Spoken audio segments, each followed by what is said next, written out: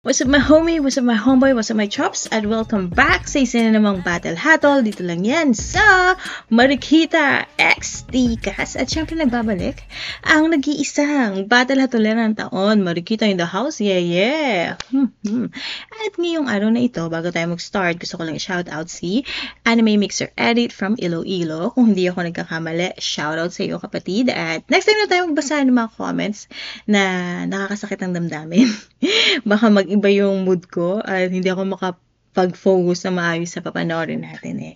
Ngayon, wala muna tayong request, please. Etong video na to ay personal pick ko kasi bago siya at saka may girl. Yan, diba? Gusto niyo naman yung mga girl eh, diba? Alam ko naman na gusto niyo yung mga chicks. Yan. At so, ngayon, isang kulog kung sino siya. For sure, alam niyo, diba? Knock-knock? Who's there? Aubrey. Yes. Aubrey who? And Aubrey was her name. Yan. Yan. Napapanood natin. Aubrey versus Hemphill. Hemp? Parang yung 5 fingers lang yan ah. Sige. Wala na pa tumpik-tumpik pa. Let's do this. Let's do this. Come on. Come on.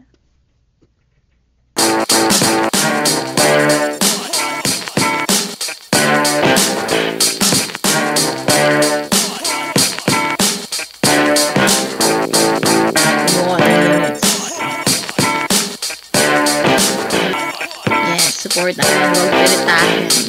Flip top, 1 minute sa Luzon 2. Nandito ngayon, 88 Fryer. Unang laban ngayong gabi. Shoutout sa lahat ng mga kasama natin dito. Lahat ng dumayo pa na napakalayo para sa event na to. At syempre sa lahat ng MCs natin. Pati na rin mga MCs galing pang 1 minute sa Luzon 1. Flip top beer.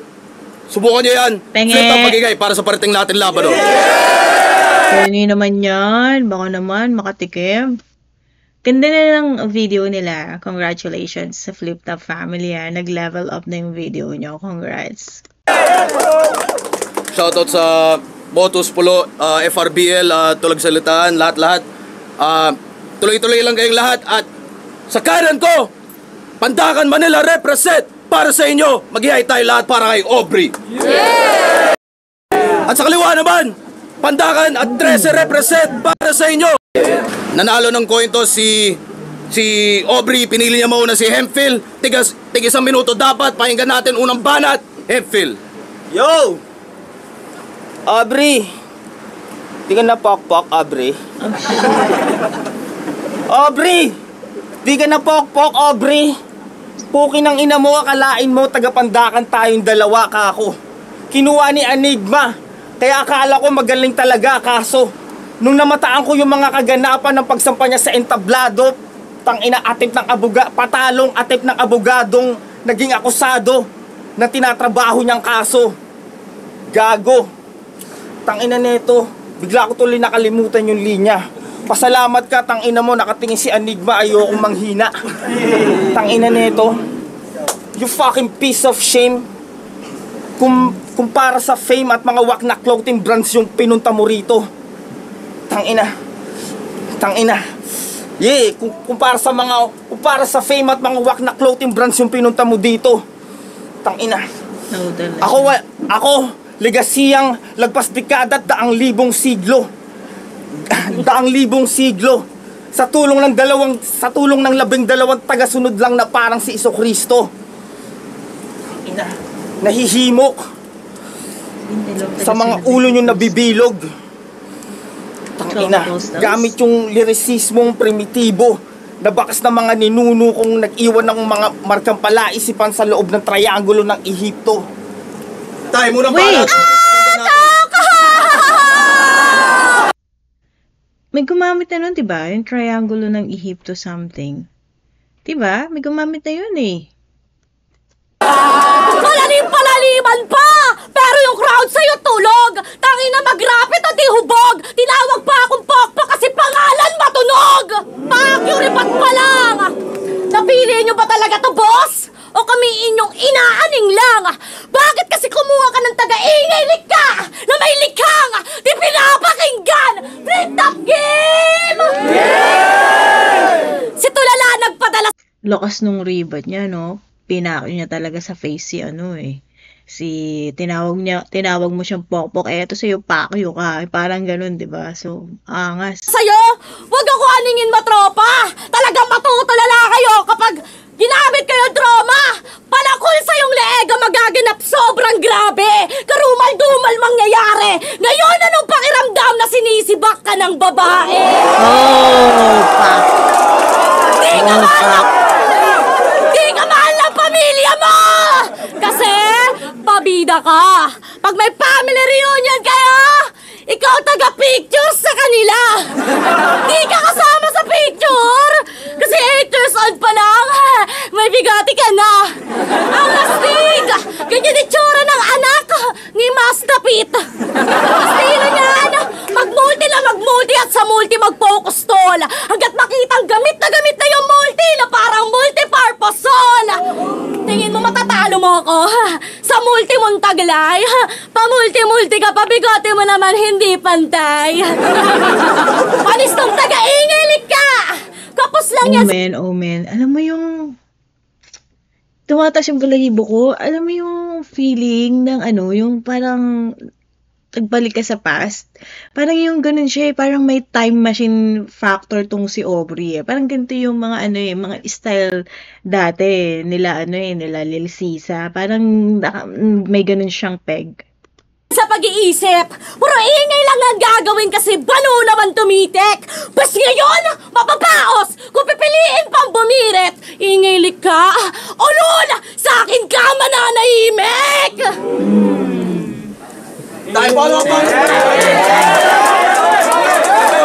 Lupet.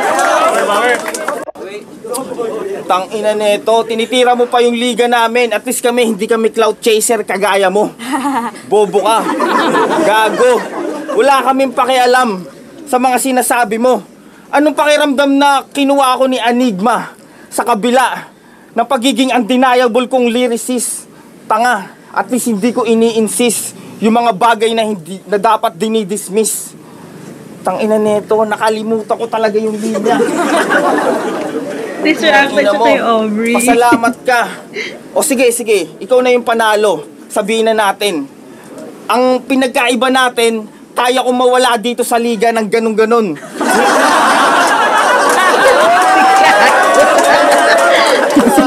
Biruin mo Ano ba tong laban na to, bigay?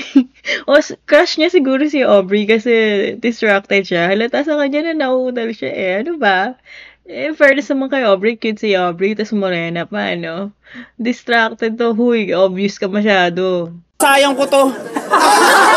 Tangina. Yo, biruin mo sinasayang ko to. Kasi hindi kita trip kalaban. Pang mga top tier ako ng liga, tangina mo. Kinikilig ba siya? Tangina mo, alam mo kung bakit 3 days lang binigay sa akin ni Arik.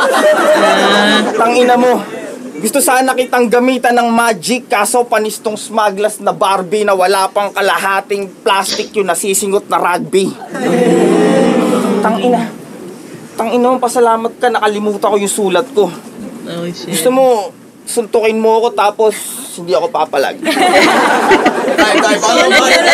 Oh, shit. Tangina mo, mahina!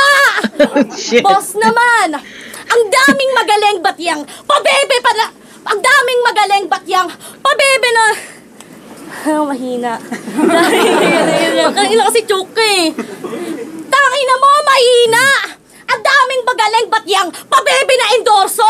Wala na yung ilalakas kahit pilitin na itodo. Kahit magpakaplata, di kita sasanduhin. Magsama ka pa ng 20 na deboto. Baliwala, kumpi lang ang nasa harap. Yan pa pwede sa demonyo. Kasi puta himpil, ikay lugi sa palitan kahit mag-ex-deal. Walang creativity, laban sa pemsing ibang klase yung trip ng kamao. Ikaw yung waist spin. Mga punches ko mas may impact pa sa Genshin. Sa'yo di makakonect mga bars mo red ping. Tumanda na sa eksena kaka-testing. Wala pa ding usad yung takbo para nag-treadmill. Kaya, Treadmill. pagod na akong buhayin ka. Teka lang naman, ang nakatutok at sa kaliwa. Gusto ko yon yung walang usad na paglakad or pagtagpo kasi naka-treadmill. Kasi di ba pag tumatakbo ka sa treadmill, di ka naman talaga literal na umaalis. Madami ka lang kilometers na tatakbuhin. Depende sa pagtakbo mo kung gano'ng katagal. Pero hindi ka umaalis sa pwesto kasi nga naka-treadmill. Kaya ang ganda nun. Gusto ko yun. Ako may lanseta sa laman. Pagbagsak kaya apakan. Parang pera sa daan. Ito ay kwenta malamang buong pera sa kabinega. Kaya pasensya ka naman. Nagkamali ka sa babae. Ako yung Eva kay Adan.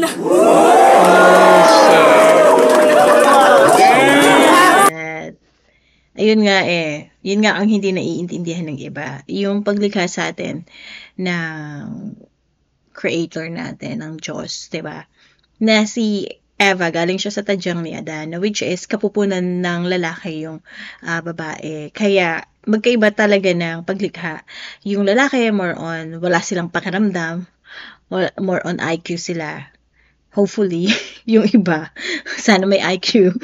And yung girls, and yung female, yung women, sila, more on emotional. So, kung ano yung wala si guy, siya yung babae yung pumupuno. Kaya nga minsan, di ba, nasasaktan nyo na kami, pero wala pa rin kayong pakiramdam, mga manhid kayo. So, ganun. So, more on, mas nasasaktan kami.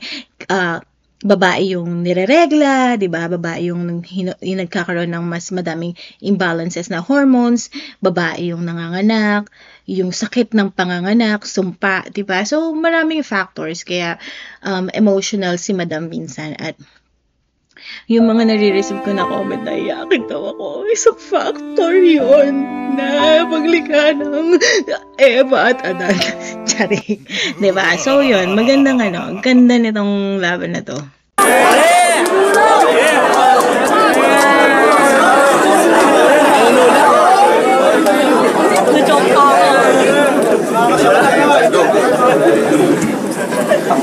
Choke na ako. Pero todo na ba yon? Promise? Bad trip? Yung level ng mga linya at rima niya, tang-ina, katumbas lang ng mga mura ko at adlib.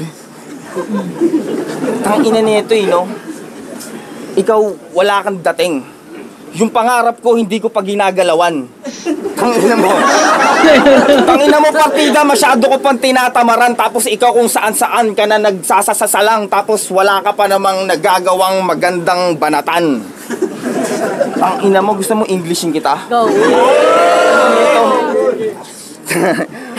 Tangina mo, alam mo, lahat kayo mga rapper sa Pandakan, mga cloud chaser kayo.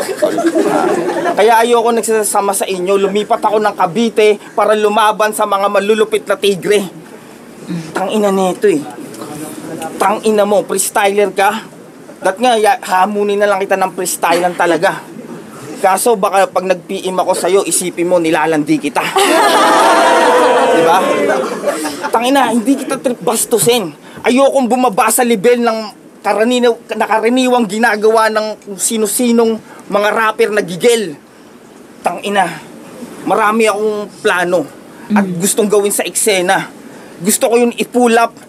Gusto ko yung i-pull up ng mas malupit sa mga ginagawa ng nasa echelon na. Tangina mo kasi. Nadidistract ako sa'yo. Tangina itong paghaharap natin. Parang jinking may titig na malagkit. Na napasubo sa gutom na kidkulapong dumidiskarte ng pangkain. Balik balat, pakinggan natin.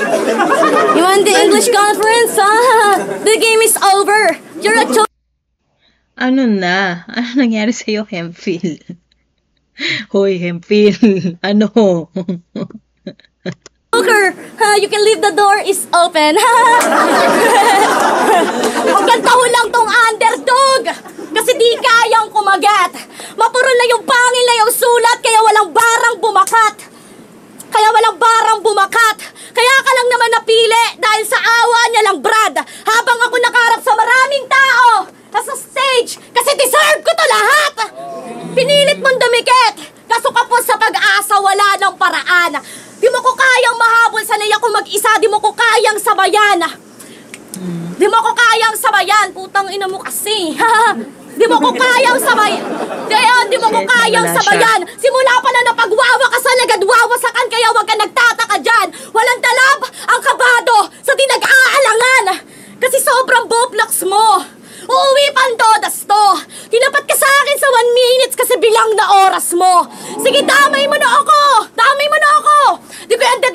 tanga! Pag ako nainis sa kaka na amaha, headbutting kita! Kasi pinainit niyo ako! Pinainit niyo ako! Kaya lahat matitira, abo! Lahat madudurog! Kahit ano man iba to! Di ako typical na babae na puro pabibulang nako! At ito ang patunay na di lang si Lax malupit na PMC! Andito na ako!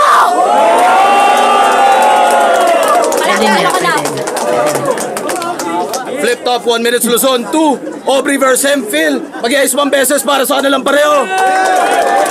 Boto ng urado, 3-0. Magingay para kay Aubrey. Ayos naman. Shout out. Tapon yung ano eh. Bias. Sa pamilya ko. Enigma bias daw. Bias, crowd. Sana makuha na ako ni Arik. Ang cute niya, no? So, yun. 1 minute. Ang bilis lang din. Congrats dun sa laban na yun. Hemphill, nakakahiya ka naman, Chong. Ano ba yan? Sige. Bumawi ka na lang next time. Pero, yun. So, nakita naman natin. Obvious naman yun, no? Hindi na kailangan hatulan na parang bigay yung laban kay, kay Aubrey. So, yun. Kita-kits tayo sa, next video. Back to back to. Game? Let's go.